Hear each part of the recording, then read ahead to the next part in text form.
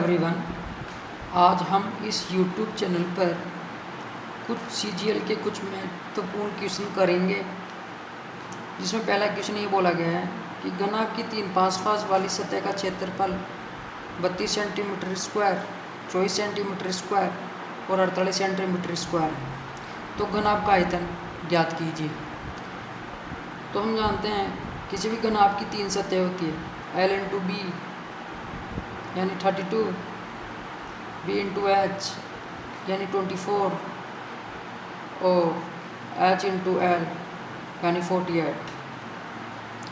अगर इन तीनों इक्वेशन को अगर मल्टीप्लाई कर दिया जाए आपस में तो L square into B square into H square निकल के आएगा।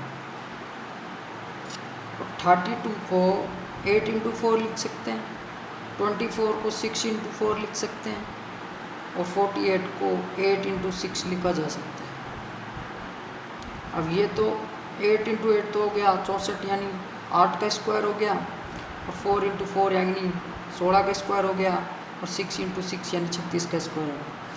अगर ये स्क्वायर यहाँ पे रूट की फॉर्म में बदल जाएगा तो 8 निकल के आएगा और 4 निकल के आएगा और 6 निकल के आएगा।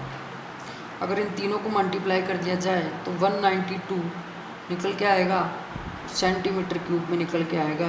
तो इसका जो आयतन होगा वो 192 निकल के आएगा। इसी में दूसरा क्वेश्चन ये पूछा गया है कि ABC की कार्य क्षमताओं का अनुपात 7:5:4 दे रखा है। वह तीनों मिलकर इस कार्य को 35 दिनों में करते हैं। अगर A व B साथ साथ 28 दिनों तक कार्य करे तो शेष कार्य C अकेला कितने दिन में करेगा। तो हम जानते हैं अगर इफिशियंसी को टाइम से मल्टीप्लाई कर दिया जाए तो टोटल वर्क निकल के आता है। तो इफिशियंसी यानी यहाँ पे 16 दे रखा है, उसको टाइम से मल्टीप्लाई कर दिया जाए तो 560 इसका टोटल वर्क निकल के आएगा। अगर A व B साथ मिलकर 28 दिनों तक कार्य करें, A और B की जो क्षमता दे रखी है वो दे रखी है 12 को अगर मल्टीप्लाई कर दिया जाए टाइम से यानी 28 से तो 336 निकल के आएगा। अगर टोटल वर्क में से मैं इस कार्य को अगर माइनस कर दूं,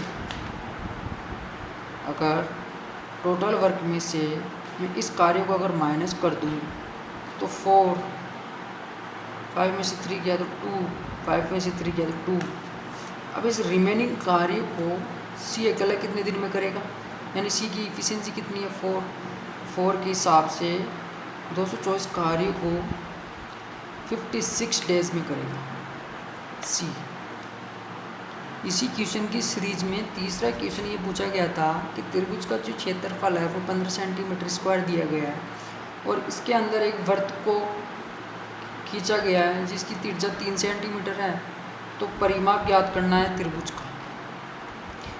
तो इसको शॉर्ट फॉर्म में हम फॉर्मूले से भी कर सकते हैं। हम जानते हैं कि इन रेडियस का जो फॉर्मूला होता है वो होता है क्षेत्र रेडियस इक्वल होगा डेल्टा यानी क्षेत्रफल अपॉन एस यानी सेमी पेरीमीटर के। अगर इसकी त्रिज्या 3 दे रखी है और जो एरिया वो 15 दे रखा है और यानी सेमी पेरीमीटर निकाल लेते हैं तो 3 से 5 टाइम्स कैंसिल आउट हो जाएगा। अगर किसी त्रिभुज का सेमी पेरीमीटर अगर 5 है तो इसका जो पेरीमीटर निकल के आएगा वो इसका डबल हो जाएगा यानी 10 निकल के आएगा। तो इस त्रिभुज का जो पेरीमीटर होगा वो 10 होगा।